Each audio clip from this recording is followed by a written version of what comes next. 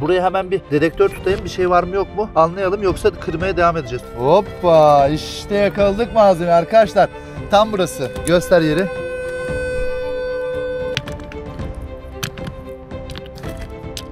Oo. Aha çıkıyor. Bak. Bak şimdi bak izle. Aha. Merhaba arkadaşlar, ben Define Cener. Araziye geldim, güzel bir bölgedeyim. Alan tarama elimde. Dedektörüm Konrad GR4 Dual, biliyorsunuz artık öğrenmişsinizdir. Alan taramanın antenlerini açıyorum. İçine numune olarak altın koydum arkadaşlar. Şimdi buradan bir arama yapalım. Bir sinyal yakalarsak çalışma da yaparız. Hep beraber izleriz arkadaşlar. Şu anda alan taraması etrafı tarıyor. Bu sağdan bir sinyal yakaladı gibi.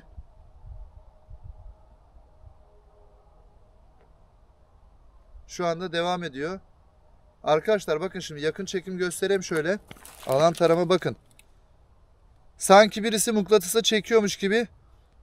Bakın, bir hafif sola bir de hafif sağa doğru iki tane sinyal yakalıyor. İki ayrı noktadan sinyal var. Geçelim o tarafa doğru. Orada bir daha bakarız.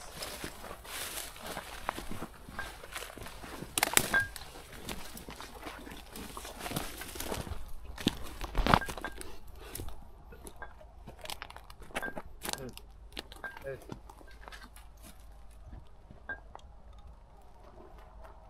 Sinyalin birisi burada.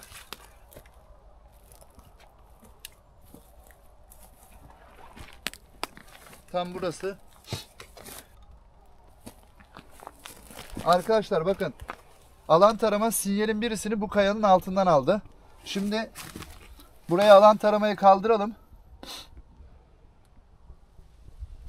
Bakın tam burada kuvvetli bir şekilde dönüyor. Alan tarama bize burayı noktaladı.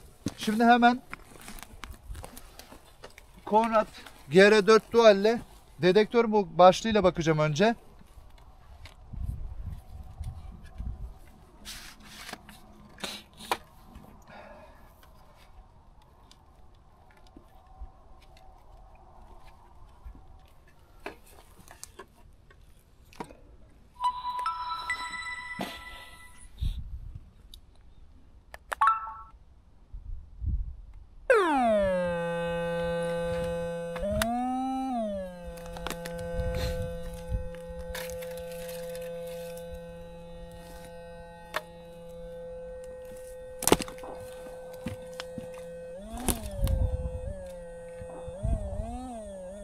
Burada bir sinyal var. Bak.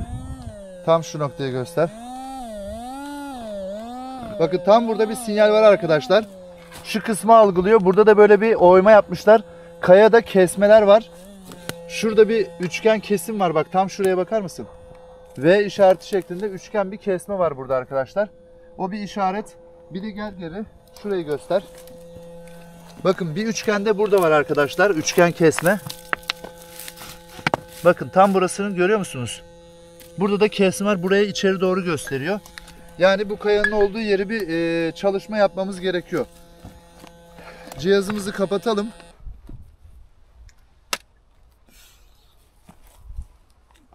Bunları buraya bir koyayım. Çantamı da burada çıkartayım. Arkadaşlar iki ayrı noktadan sinyal aldı burada. Birincisi buraya çekti. Ben şimdi buraya direkt çalışma yapacağım. İkinci noktada yakında. Buradaki çalışmayı bitirdikten sonra ikinci noktayı da aynı şekilde devamını yapacağım. Video çok uzarsa ikiye böler, iki part şeklinde yayınlarım kanalda. Burada iki tane çalışma yapmam gerekiyor. Bu birinci noktaya bakacağım, ikinci noktaya da bakacağım. Bakalım ikisinde de malzeme var mı? Yoksa birisi mineral, birisi malzeme mi ya da hepsi mineral? Cihazlarımızda çok güzel bir test etmiş olacağız şu anda. Hem test etmiş olacağız hem de bu cihaz kullanımıyla alakalı yine güzel bir bilgi olmuş olacak.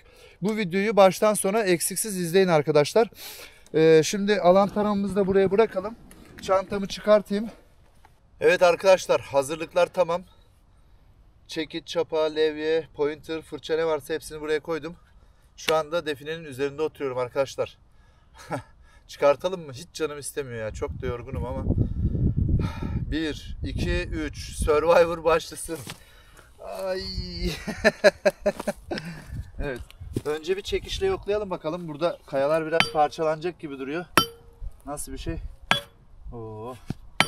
Şu ayrı bir parça sanki buraya yapıştırma gibi. Aha burada bir tanesi ayrı. Hoppa. Nedir burası? Altında, kapağın altında bir daha kapak var sanki.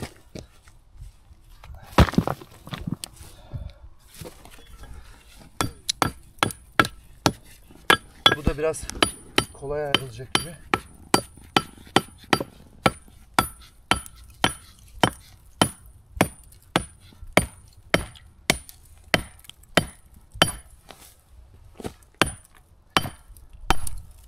Hadi.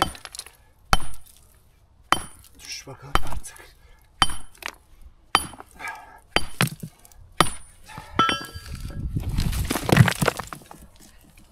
Aha. Neler oluyor burada?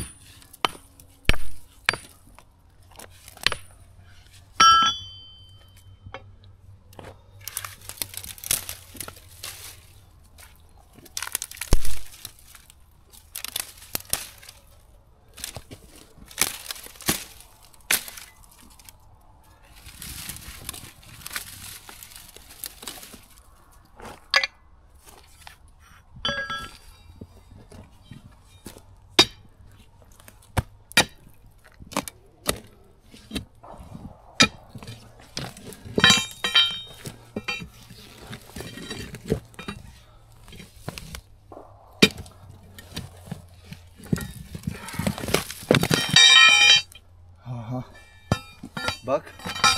Bak gel. Gel gel. Arkadaşlar görüyor musunuz? Şimdi bu kayanın içinde bu kiremitin ne işi var?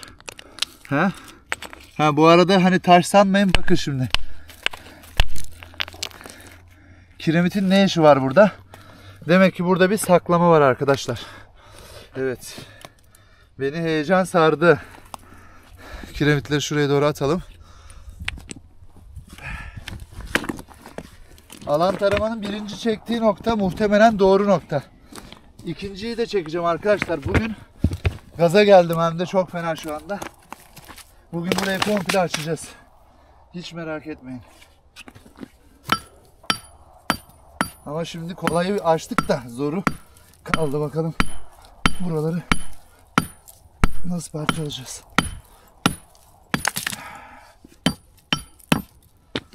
Sen biraz uzak kal istersen, ben şimdi burada biraz sağlam bir girişeyim.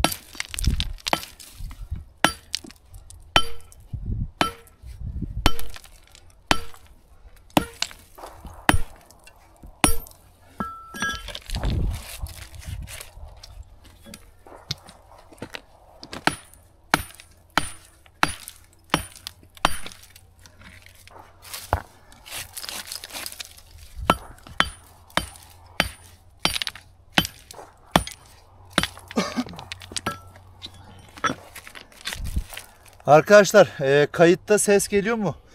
Ateş sesleri geliyor aşağıdan. Silahlı adamlarımı bıraktım aşağıya. Buraya kimse gelmesin diye. Onlar orada çatışma çıkarttılar.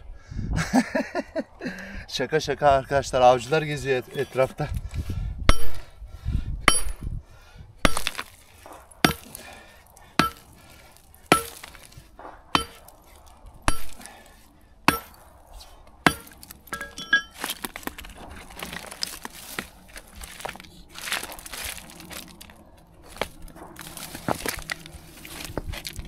Şimdi şurada bir ayrılma oldu sanki.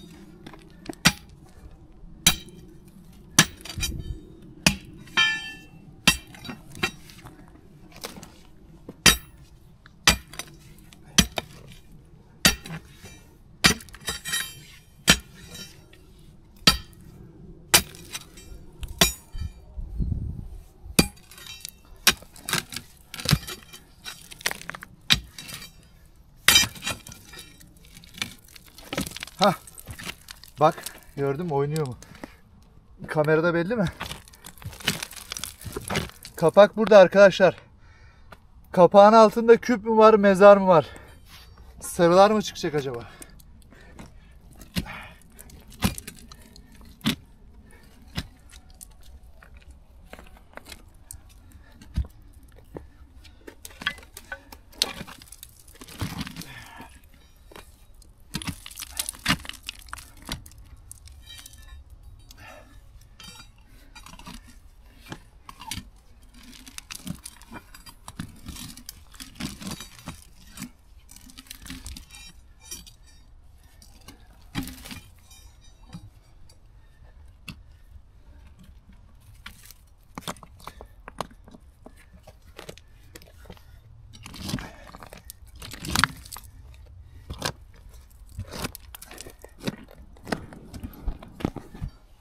Evet, şimdi sen dikkat et kendine, birden o kaya oraya yuvarlanabilir.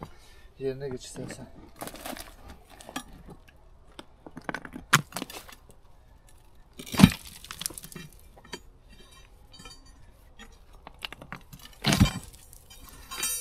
Yavaş yavaş geliyor.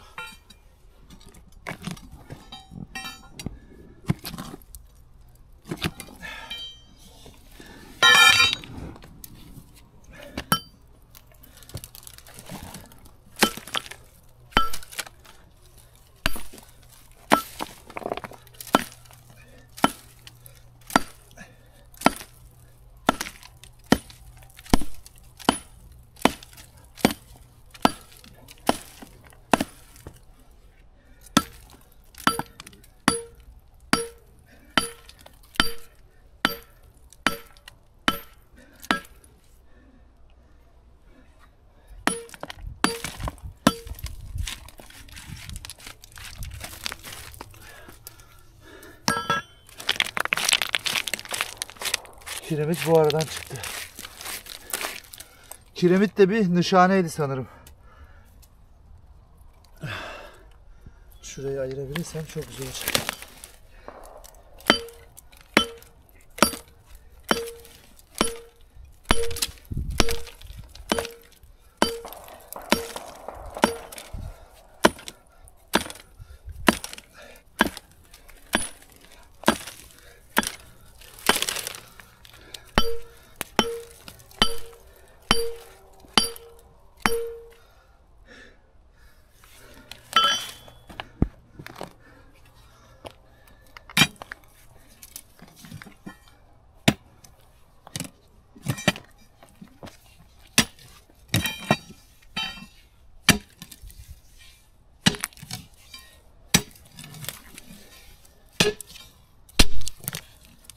Hah, ayrıldı biraz.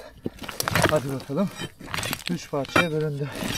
Arkadaşlar, işi kolayladık. Şimdi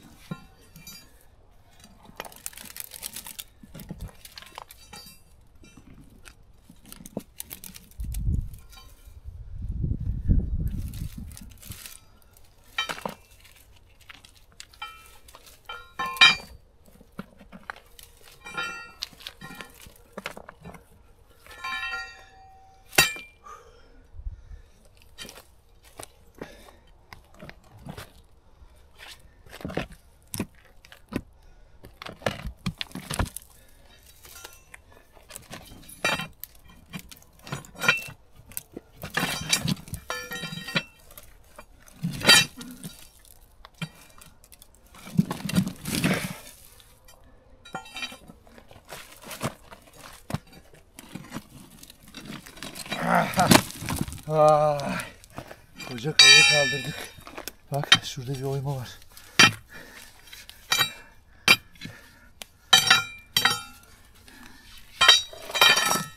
Evet, şimdi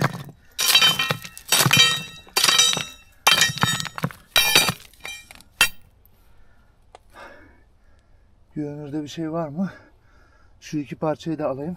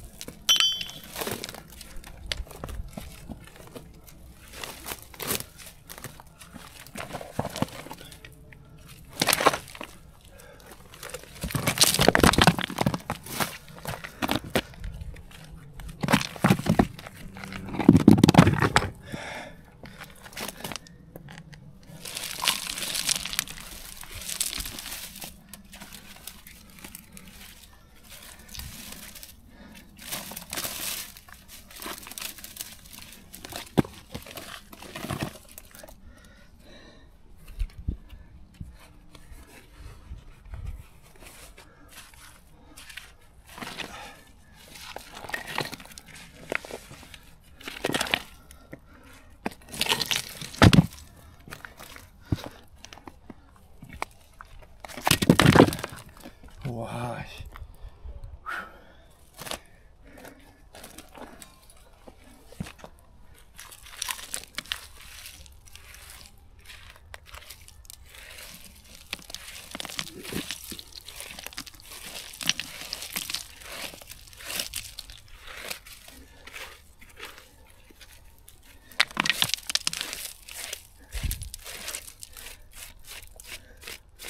Bak tam burada işaretler var.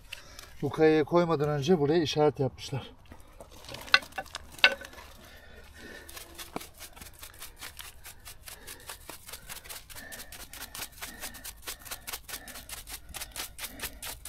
Vuruş izleri. Bu ikinci kapağı da kaldıracağız galiba.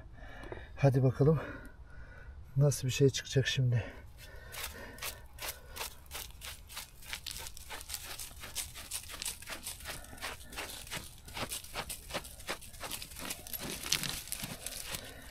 Şunu görüyor musun? Burası komple ayrık. Bu kapak acaba mezar kapağı mı? Yoksa bir saklama mı var burada? Evet, çalışmaya devam.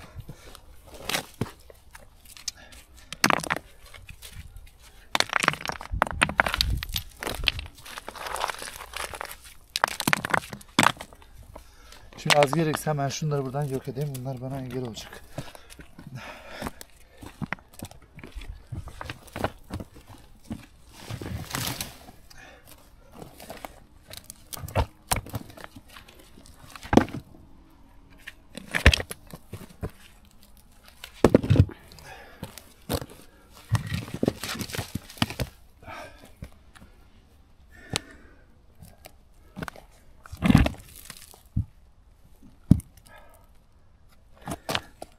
Taşa bak. Nasıl kaldı burada, beni zorluyor.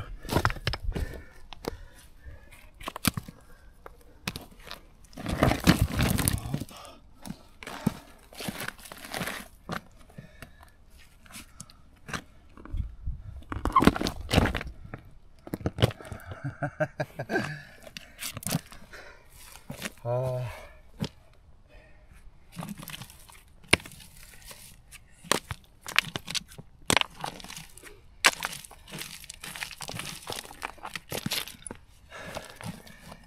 Yoruldum. Şimdi bu video cihaz testi için çok önemli bir video oldu. Neden diyeceksiniz? Şu kayanın büyüklüğünü görüyorsunuz arkadaşlar. 60-70 santim rahat kaya vardı.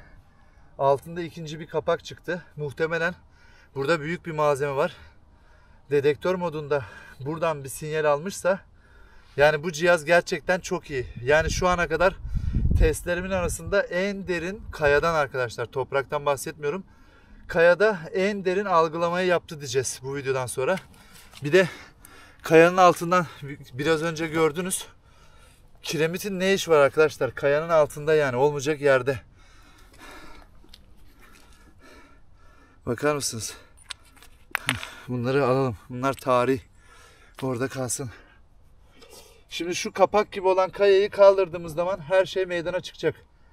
Aslında şurası biraz şüphelendiriyor beni. Tam şu kısım üçgen, böyle kırıp da buradan içeri bir malzeme koymuşlar. Bunu hiç kaldırmamışlar sanki. Üzerine de başka kayaları koymuşlar. Bakın burası daha önceden açıkmış arkadaşlar. Bu üzerinde görüyor musunuz? Ne horasan var ne de öbür kayayla yapışıklığı varmış. Bunun üzerine, bu altına bunu malzemeyi sakladılar sanırım. Üzerine işaretleri koyup sonra başka kayalar getirdiler. Buradan üçgen vermişler. Bakın şurası V vermişler buradan. Burayı gösteriyor. Belki bir mezar olma ihtimali de var bunun altında. Ama yakında bir hediyesi, müjdesi varsa biz onu alacağız mutlaka. Çünkü iş buraya kadar kolay ilerledi. Bundan sonrası bakalım ne olur. Bana şans dileyin arkadaşlar. Bir levyeyle yoklayalım bakalım. Bu hareket ediyor mu? Bu hareket ederse güzel mesela. Oo. Bu bağımsız ayrı bir kaya ama çok zor olacak gibi duruyor. Nasıl yaparız?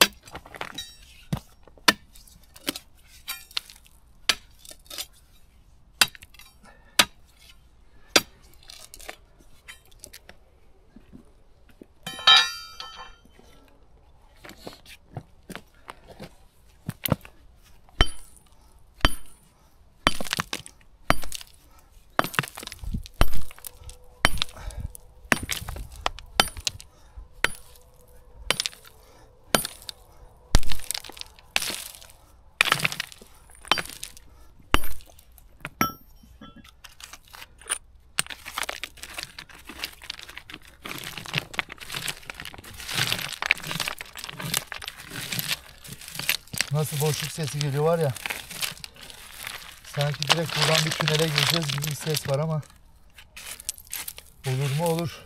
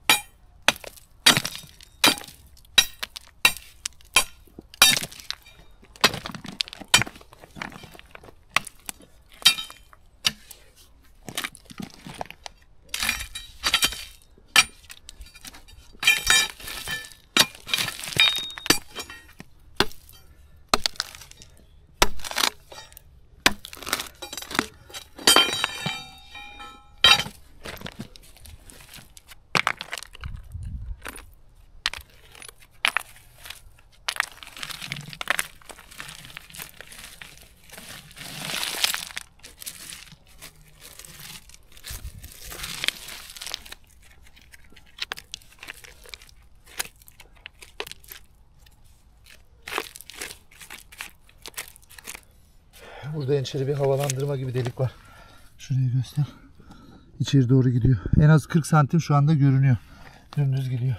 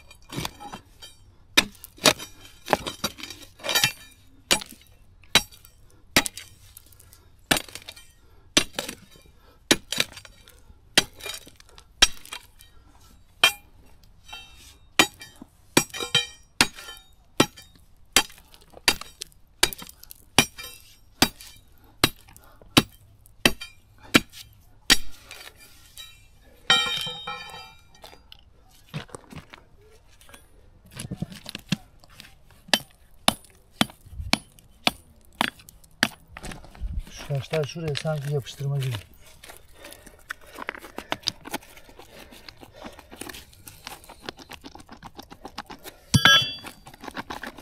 Şunlara bak ya. Bak bak. Hepsi oynuyor. Boşta çıkmıyor.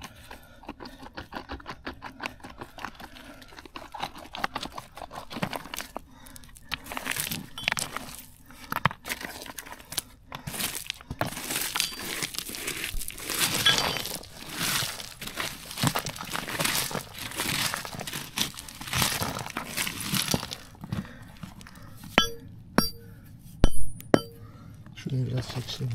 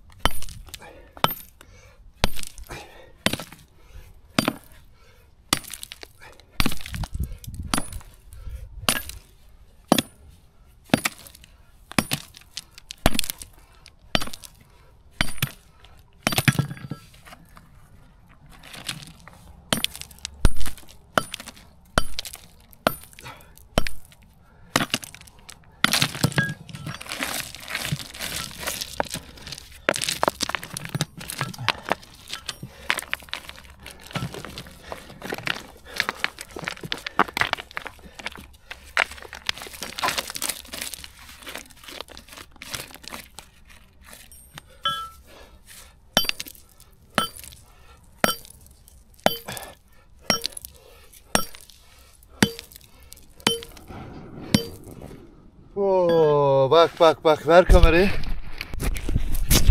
Bakın şimdi arkadaşlar. Tam şu kısım. Her şeyi kırdım. Hazır ettim. Buraya hemen bir dedektör tutayım. Bir şey var mı yok mu? Anlayalım. Yoksa kırmaya devam edeceğiz. Tut böyle çok yakın mesafe. Ben hemen dedektörü hazır edip geliyorum. Bekle böyle.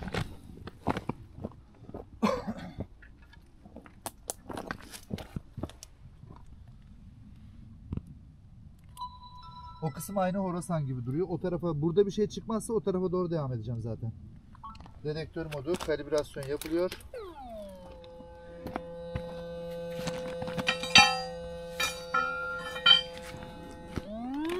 Hoppa, işte yakaladık malzeme arkadaşlar. Tam burası. Göster yeri. Arkadaşlar tam burası. Doğru nokta. Şimdi hemen burayı açayım. Yakın çekim yap sen öyle.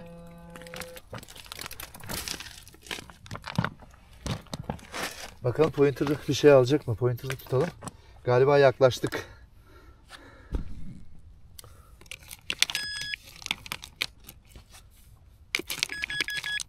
Aha. Pointer'ı da alıyor. Bir saniye şimdi. Şuradan şöyle ufak ufak açalım bakalım.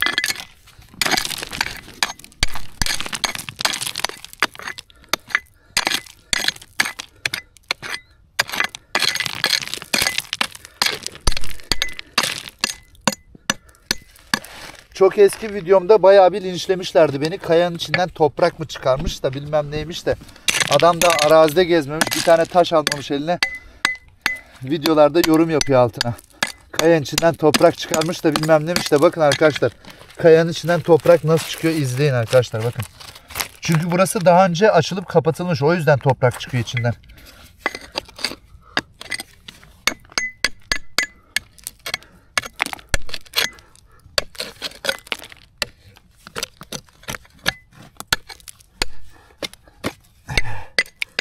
Şu da ayrık da bunu da bir alayım dedim. Şöyle yapalım hemen.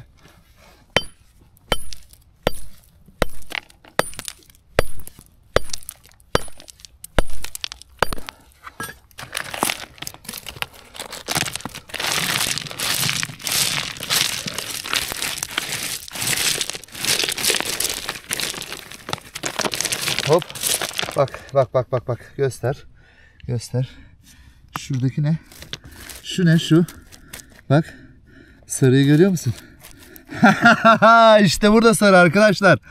Ne bu? En sevdiğim renk. Bakın şimdi hemen burayı açalım yavaş yavaş güzelce ne?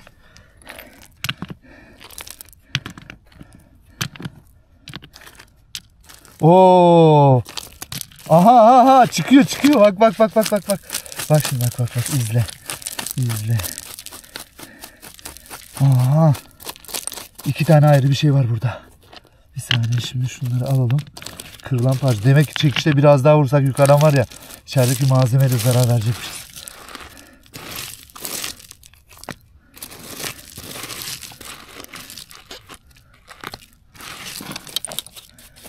Hoppa.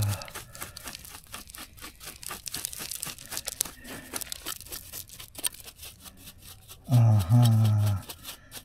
Bak şuna bak içine kökler dolmuş bak görüyor musun? İçine kökler dolmuş. Az geriden şöyle şuradan şu şekilde.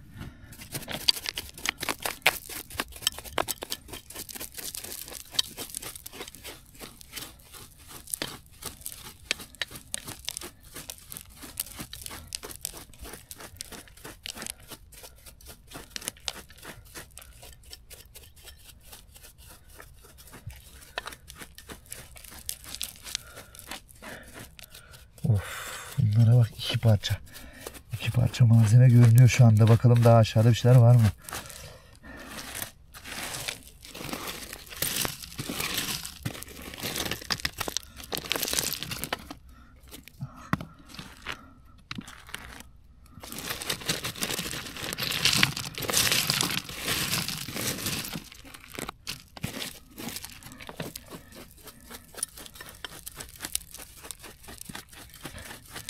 Of, ikisi de sarı. Ha. Yakaladık. Bak kökleri görüyor musun? Nasıl kopuyor pat diye aradan. Her tarafı dolmuş bunların.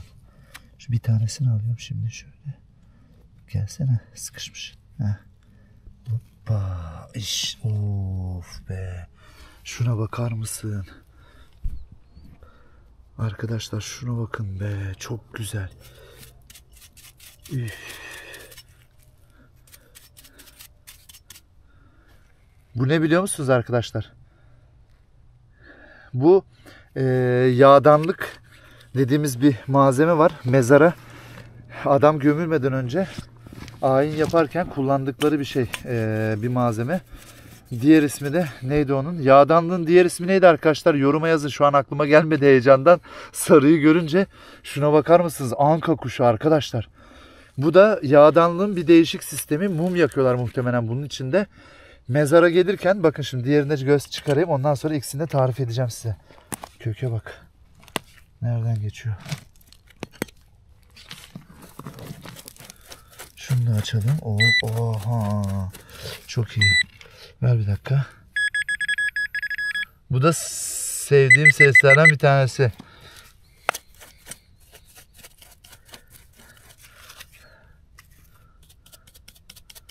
Saksı gibi içinde ot bitmiş. Hoppa işte. Arkadaşlar. Bu da böyle. Şimdi.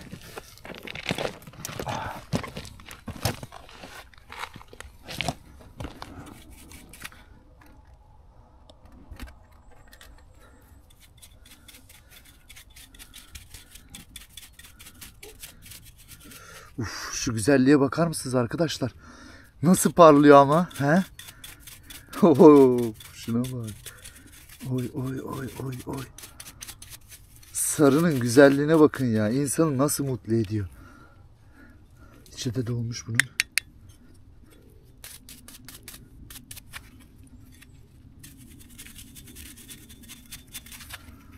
Şunun güzelliğine bakar mısınız ya? Bakın arkadaşlar, anka kuşu bu. Anka kuşundan 2 tane mezar için mumluk yapmışlar ayin esnasında. Arkadaşlar şimdi bakın bu ikisinin kullanım alanı şu şekilde. Diyelim ki adamı buraya gömecekler. Gömerken papaz elinde bunları tutuyor. Bunun üzerinde 2 tane mum var. Bu şekilde ölünün peşinden geliyorlar. Diğer papazlar işte dualarını okuyor. Bilmem ayin yapıyorlar falan. Bu onların ayinin bir parçası. Mesela bu elindeyken bu şekilde böyle Ameno dorime. Bu şey, bunları arkadaşlar burada yatan demek ki bayağı bir zengin birisi.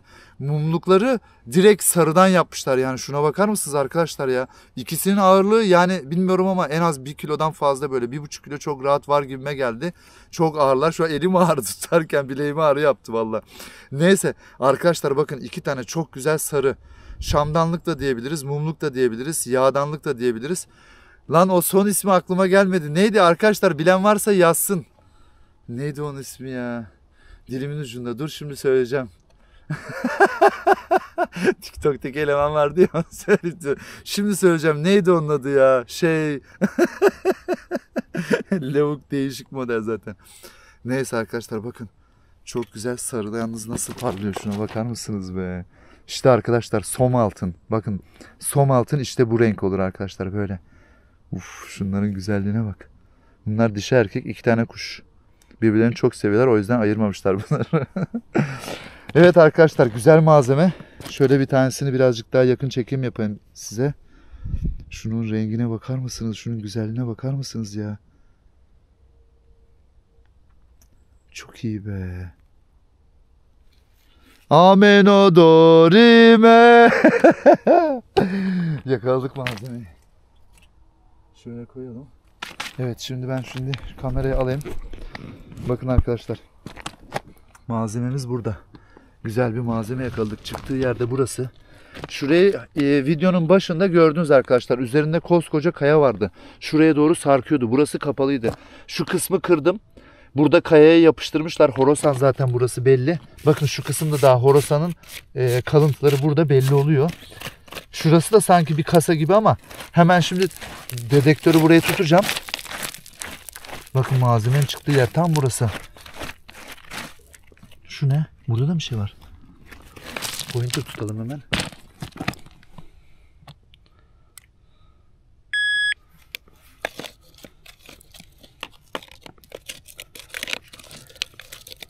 Başka bir şey görünmüyor arkadaşlar. Cihazı kaldırayım havaya. Cihazımızı tutalım hemen şurada. Başka bir şey kaldı mı yok mu görelim.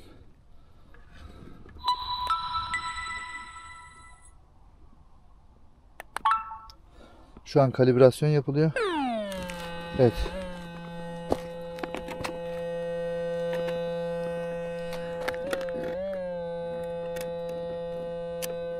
Yok arkadaşlar.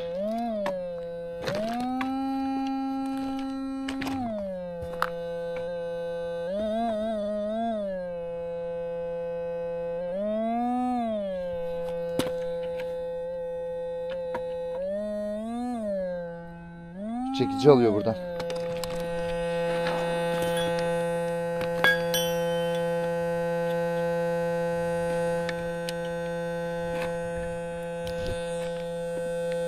Bak sinyal gitti. Burada başka bir şey yok arkadaşlar. Burayı temizledik. Ne varsa burada. Cihaz bile nasıl seviniyor. Yalnız şuna kafam takıldı. Şurada bir tane bir delik var, oyma var. Bu da buranın son nokta işareti. Şöyle. Bakın tam buradan parmağım alttan gözüküyor değil mi? Buradan bu şekilde içeri. O da burayı gösteriyor arkadaşlar. O da son nokta işareti sanırım buranın. Şimdi bunun şu kayayı belki kırarsak buradan aşağıya doğru şey olabilir. Mezar odasına falan giriş olabilir. Çünkü burada önemli birisinin mezarı var arkadaşlar. Ya da bu civarda mezar. Buraya sadece şeyi gömdüler. Hediyelerini gömdüler müjdesi olaraktan. Burada bir mezar var ama biz zaten hediyesini, müjdesi neyse malzemesini aldık. Mezarı açmaya gerek yok. Hiç rahatsız etmeyelim. Ayin de yaptık. Ameno falan konuştuk bir şeyler biraz önce. Evet. Biz şimdi son kez sarılarımızı görelim arkadaşlar. Gerisi bize lazım değil. Biz alacağımızı aldık. Göreceğimizi gördük. Şu renge bakar mısınız ya? Güneş olsaydı da parlatsaydık şöyle. Of. Arkadaşlar som altın rengi işte böyle oluyor bakın. Şuna bakar mısınız? Çok iyi değil mi? Çok güzel. Evet.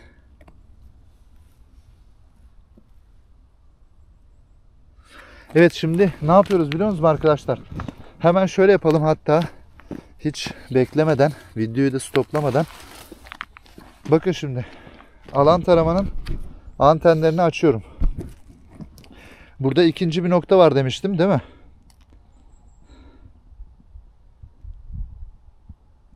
İkinci sinyali buradan aldı.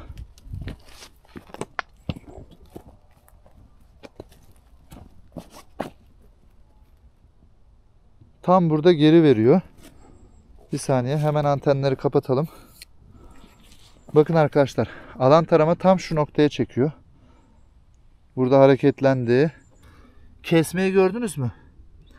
Şöyle bir kesme. Bakın. Buraya araya üçgen bir şekilde bunu yerleştirmişler. Tam şu kısım arkadaşlar. Şöyle üçgen bir parça burada. Gördüğünüz üzere. Bu kaya buradan böyle ana kaya gidiyor ileri doğru. Şu arası biraz yarık. Şu üçgen parçayı kesmişler. Tekrar yerine yapıştırmışlar sanki. Alan taramı da tam oraya çekti. Tahminimce burada şimdi mezar varsa eğer bir tane çok önemli bir mezar var demek ki. Bakın iki ayrı noktaya bunun müjdesini koymuşlar. Şimdi buraya da çalışma yapalım hemen. Başlayalım buraya da. Görüntüleme cihazıyla da bakacağım şimdi buraya. Buraya arkadaşlar görüntüleme cihazının zemin altı yani 3D görüntüleme probuyla bakacağım. Zemin altı görüntüleme için burası uygun. Düz bir alan çünkü. Görüntüleme başlığıyla bakabiliriz. Diğer taraf biraz yamuklu ve kaya olduğu için oraya direkt dedektör başlığıyla baktım. Dedektör algılamasaydı görüntüleme başlığıyla da bakacaktım. Ama gerek kalmadı. Çünkü dedektörle de güzel bir tespit yaptık. Şimdi bunu ayrı bir video olarak yayınlayacağım size. İkinci part yapacağım. Çünkü burada şimdi çalışmamız bir yarım saatte bu sürse 2 saatlik video çok uzun gelir. 2 part halinde yükleyeceğim arkadaşlar. Bilginiz olsun. Evet arkadaşlar bir sonraki define macerasında görüşmek üzere. Kendinize iyi bakın.